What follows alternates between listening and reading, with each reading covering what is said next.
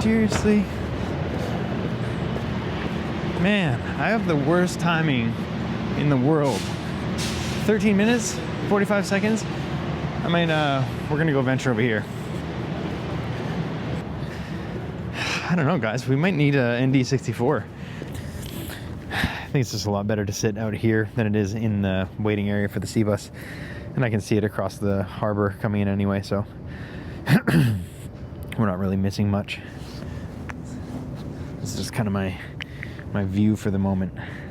So when I was talking about kind of like the type of YouTube content and things that you should create or whatever, I thought maybe I'd just add here kind of the type of content that I personally subscribe to. I really appreciate all of your comments in my last video. I'm going to get back to every single one of you and address this in another video. But a lot of the same themes came up about kind of like just raw authenticity, straight to the camera. And one guy even said I'll put his comment right here. Everything is becoming AI, so authenticity is very important. And I never really thought of it that way, but that's a really good take.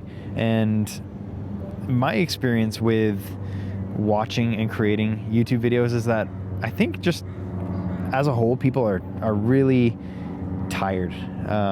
People are very exhausted mentally with the state of the creator economy, or whatever you want to call it. And people don't really know how to like slow down. It's like, okay, we're gonna go full steam ahead, we're gonna like blast everything right in front of the camera. And I think there's been a part of this sort of thing where the human connection is being a little bit forgotten. On the flip side of that, there's like some really good content out there. Like there's really good creators making things that, like, sometimes I just watch things and I'm like, man, how did somebody, like recently I've been watching Severance, and like the show Severance on Apple TV, and there are just some shots in there that I'm like, how was a human mind capable of coming up with this? And a lot of times that's what I feel when I watch YouTube videos. I'm like, because like when you create YouTube videos and you're watching them, you often you start to put yourself in the creator's shoes, and you try to kind of imagine yourself doing it.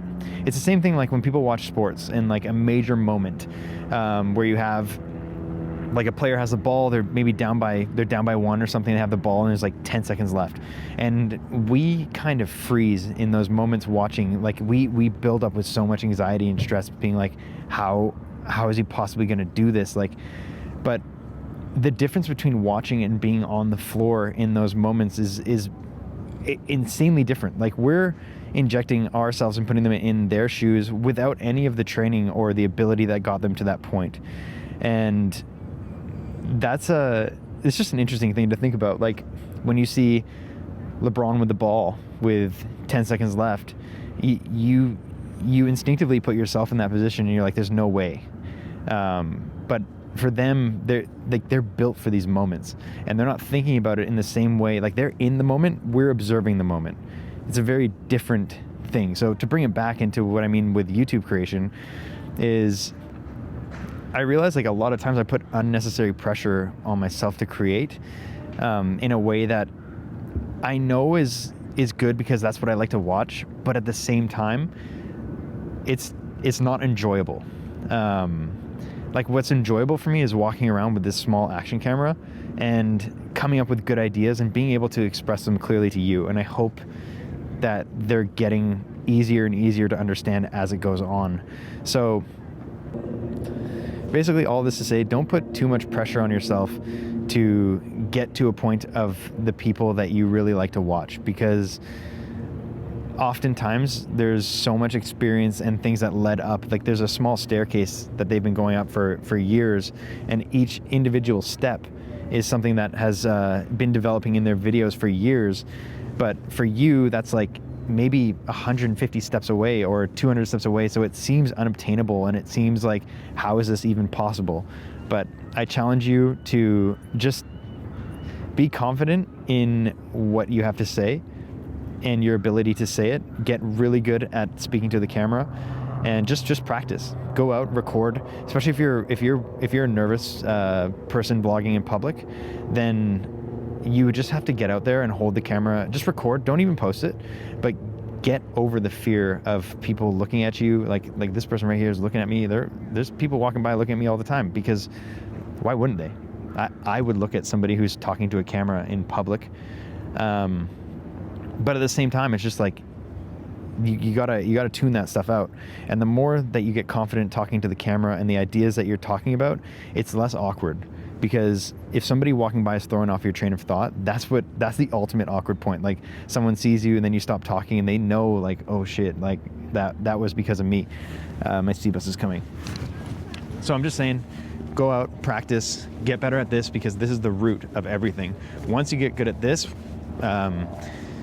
adding all that other stuff is a matter of either doing it yourself or getting someone else to do it. But if you can build the audience, you can build the communication skills, you're going to have a successful time making YouTube videos, but you're also going to have fun. You're going to spend less time doing it, and you're going to feel fulfilled with what you're creating. So that's my 2 cents. And yeah, I'll see you on the next video. Peace.